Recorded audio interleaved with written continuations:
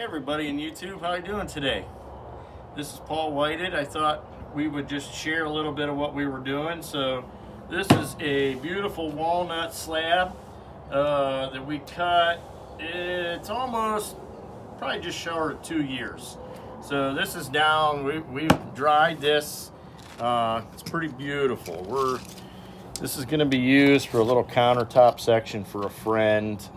Help them out. So we're about 24-inch average here. But it was pretty flat. But we cut this at 2.5 inches, so that gave us the ability to dry it and take out any warp if there was. So what we did is we put it back on the mill, and we went through here real slow, which we'll show you on the video. And when we go slow, you get a little bit of ribs in the cut, but this is pretty harder because it's dry. So we went slow just to make sure that we get, no matter what, flat through here. We took the twist out of the board, and then here's the tiny little veneer that come off of it. If you can see, it goes down to nothing, maybe about 3/16 in the middle, but all the way across. Pull the veneer off. And pretty neat, pretty awesome. So to be able to take the twist out of a board is pretty fun, and it'll save a lot. Now we can just go with this and sand, because that's a little wide for our planer. So pretty awesome. We thought we'd share that. Everybody have a good day, and we'll see you on the next one. Thank you much.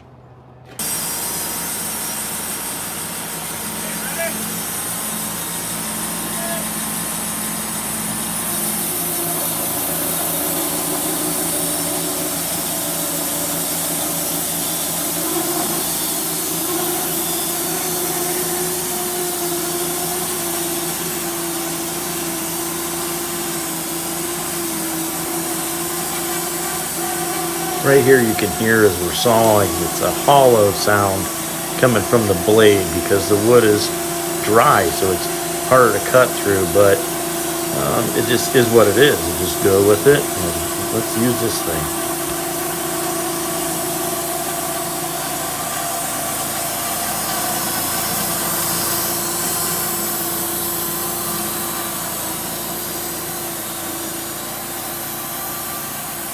We're going a little bit slower, of course, because what we don't want is the blade to then go up or down and jump out of the top of the board.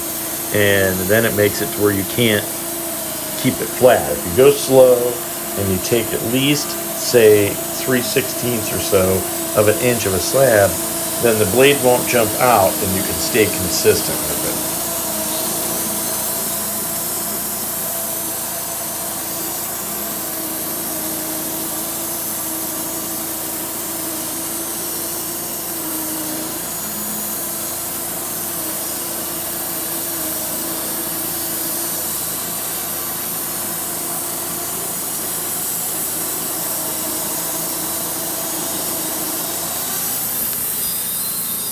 Thank you, everybody, for watching. I hope this helped you, and we'll see you on the next one. Thank you.